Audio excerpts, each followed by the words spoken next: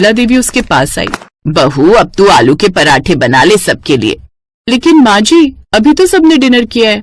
अरे जो कहा है वो कर, और सुन, आलू के मसाले में नमक मिर्च ठीक रखना, और बनाने के बाद तू अपने कमरे में चली जाना। उर्मिला देवी तो आदेश देकर चली गई, लेकिन नेहा को ये बात समझ ही नहीं आ रही थी कि उसकी सास ने उससे ऐसा क्यों कहा।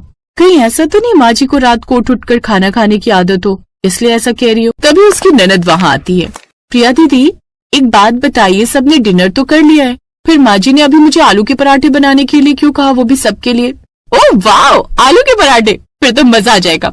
भाभी, मेरे हिस्से के तो आप 4 बना देना। वो क्या है ना, आलू के पराठे मेरे फेवरेट है। और हाँ, ये जो सवाल आप पूछ रहे हो उसका जवाब आपको कल मिल जाएगा। ऐसा कहकर प्रिया भी वहां से चली गई। अब नेहा भी ज्यादा दिमाग लगाए बिना रसोई में जाती है और आलू के पराठे बनाकर तैयार कर लेती है, फिर अपने कमरे में जाकर सो जाती है। अगली सुबह नेहा तो जल्दी उठ जाती है क्योंकि उसे नहाकर पूजा पाठ जो करना था, लेकिन बाकी सभी घर वाले मजे से सो रहे थे। फिर सभी आराम से 8 बजे उठते हैं। नेहा सबके लिए चाय बनाकर ले आती है। पापा जी, आपकी चाय। बहू, सिर्फ चाय नाश्ता कहाँ है? पापा जी, वो तो मैंने अभी नहीं बनाया, मुझे लगा माँ जी उठेंगी तो उनसे पूछ कर ही बनाऊंगी।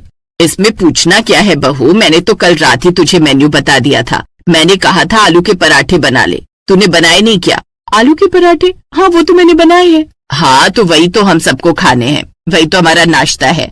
वो क्या है ना, हमें चाय के साथ रात का बना हुआ नाश्ता खाने की आदत है। जा अब उन्हें गर्म करके ले आ। ये सुनकर तो नेहा का सर ही चकरा जाता है कि उसके ससुराल वाले बासी खाना खाते हैं। अब उन सबके साथ वो रात के बने हुए आलू के पराठे खा लेती है, लेकिन उस बासी खाने में उसे वो स्वाद नहीं आता। अब ये रोज का सिलसिला हो गया। उसकी सास रात को ही नाश्ते का मेन्यू बता देती, जिसे वो रात को बनाकर ही रख लेती। लेकिन सच तो ये था कि अब उससे रोज रोज रात का बना हुआ वो नाश्ता खाया नहीं जाता था। फिर एक दिन, मेरी समझ में नहीं आता अभिषेक कि माँ जी रात को ही सुबह का नाश्ता क्यों बनवा लेती हैं।